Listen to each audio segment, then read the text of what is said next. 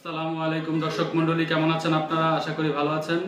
আপনারা দেখছেন আপনাদের প্রিয় চিকিৎসা বিষয়ক চ্যানেল আল মদিনা হোমিও চিকিৎসালয়। এই চ্যানেলের মাধ্যমে আপনাদের রোগ সংক্রান্ত নানা রকম তথ্য বলে দেওয়া হয়, ওষুধ নিয়ে নানা রকম তথ্য বলে দেওয়া হয়। আশা করি আপনারা আপনাদের সমস্যা অনুযায়ী ভিডিওগুলো দেখছেন এবং উপকৃত হচ্ছেন।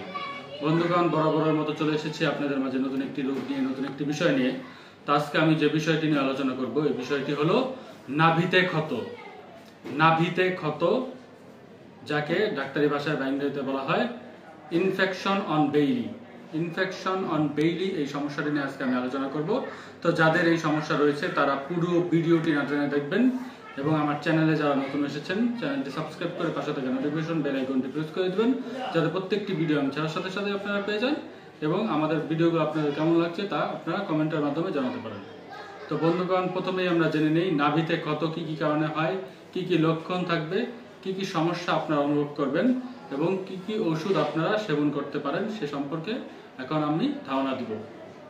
তো বন্ধুগণ, নাভি হচ্ছে আমাদের শরীরের একটি অত্যন্ত গুরুত্বপূর্ণ অঙ্গ।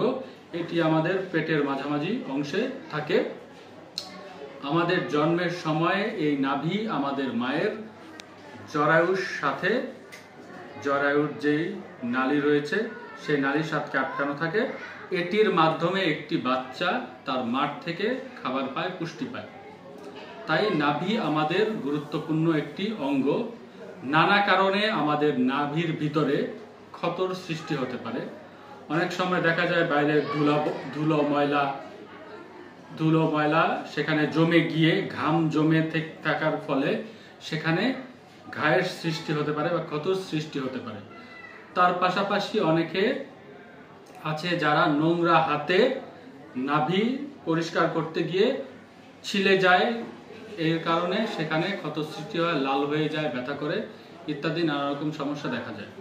মূলত নাভিতে যদি আপনাদের ক্ষত হয় সেক্ষেত্রে আপনারা দেখবেন নাভিতে হালকা হালকা ব্যথা হচ্ছে, লাল হয়ে যাবে, পুজ জন্মাবে, সেখান থেকে দুর্গন্ধ বের হবে এবং সেখান থেকে রক্ত বের হতে পারে।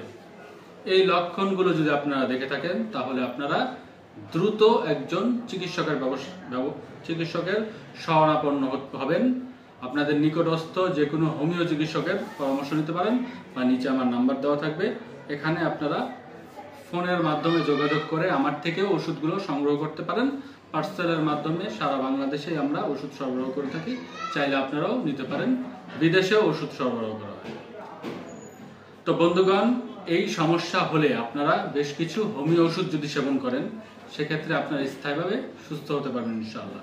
তো আমি কিছু ওষুধের কথা বলবো, যদি আপনাদের লক্ষণের সাথে মিলে যায় তাহলেই আপনারা সেবন করবেন, আর যদি লক্ষণের সাথে না মিলে তাহলে আমার সাথে আপনারা পরামর্শ নিতে পারেন। তো বন্ধুগণ, প্রথমে যে ওষুধের কথা বলবো এই ওষুধটির নাম হলো অ্যাব্রোটেনাম 200। অ্যাব্রোটেনাম 200 এই ওষুধটি, অ্যাব্রোটেনাম 200 এই ওষুধটি। বন্ধুগণ, এই ওষুধটির লক্ষণ হচ্ছে আপনাদের নাভির মধ্যে রক্ত বের হবে এবং পুজ থাকবে। রক্ত বের হবে, পুজ থাকবে, দুর্গন্ধ থাকবে। এই লক্ষণগুলো যদি থেকে থাকে তাহলে আপনারা ওষুধটি সেবন করবেন। এই ওষুধটি আপনারা যারা বড় রয়েছেন 3 ফোঁটা করে খাওয়ার পূর্বে সেবন করতে হবে, আর যারা ছোট রয়েছে 1 ফোঁটা করে খাওয়ার পূর্বে সেবন করতে হবে। বন্ধুগণ, এর পরবর্তীতে যে ওষুধটি রয়েছে এই ওষুধটির নাম হলো হিপারসালফ 200। হিপারসালফ 200 এই ওষুধটি। বন্ধুগণ, এই ওষুধটির লক্ষণ হচ্ছে আপনাদের সেই জায়গাটি কালো হয়ে যাবে, ফুলে যাবে, লাল হয়ে থাকবে, হালকা হালকা পুজ আসবে, পুজের সাথে হালকা রক্ত থাকবে এবং জ্বালা পোড়া করবে, অত্যাধিক পরিমাণে জ্বালা পোড়া থাকবে এবং আপনাদের শরীরে জ্বর জ্বর ভাব থাকবে। এই লক্ষণগুলো যদি থেকে থাকে তাহলে আপনারা ওষুধটি সেবন করবেন। এই ওষুধটি আপনারা যারা বড় রয়েছেন 3 ফোঁটা করে খাওয়ার পূর্বে সেবন করতে হবে, আর যারা ছোট রয়েছে 1 ফোঁটা করে খাওয়ার পূর্বে সেবন করতে হবে। বন্ধুগণ, এর পরবর্তীতে যে ওষুধটি রয়েছে ওষুধটি হচ্ছে একটি বায়োকেমিক ওষুধ। ওষুধটির নাম হলো calcarea fast 12X। Calcarea fast 12X এই ওষুধটি। বন্ধুগণ, এই ওষুধটি রক্ত বন্ধ করার জন্য বা ক্ষত সারানোর জন্য অত্যন্ত গুরুত্বপূর্ণ একটি ওষুধ। এই ওষুধটি আপনাদের লক্ষণ মিলুক আর না মিলুক আপনারা যদি সেবন করেন বা খান তাহলে ইনশাআল্লাহ আপনাদের এই সমস্যা ঠিক হয়ে যাবে। এটি আপনারা লক্ষণের সাথে মিল না থাকলেও এই ওষুধটি আপনারা সেবন করতে পারেন। বন্ধুগণ, এই ওষুধটি আপনারা যারা বড় রয়েছেন 4টি করে বড়ি চাবিয়ে চুষে কুসুম পানির সাথে খাবেন, আর যারা ছোট রয়েছে 2টি করে বড়ি চাবিয়ে চুষে কুসুম পানির সাথে খেতে হবে। বন্ধুগণ, সর্বশেষ আমার কাছে যে ওষুধটি রয়েছে এটি আপনারা বাহ্যিক প্রয়োগ করবেন বা বাহ্যিক ব্যবহার করবেন। এতে করে আপনাদের ক্ষত দূর হয়ে যাবে। যদি সেখানে কোনো ইনফেকশনের সম্ভাবনা থাকে সেটিও নির্মূল হয়ে যাবে। আপনাদের বড় একটি ক্ষতি থেকে আপনারা বেঁচে থাকতে পারবেন।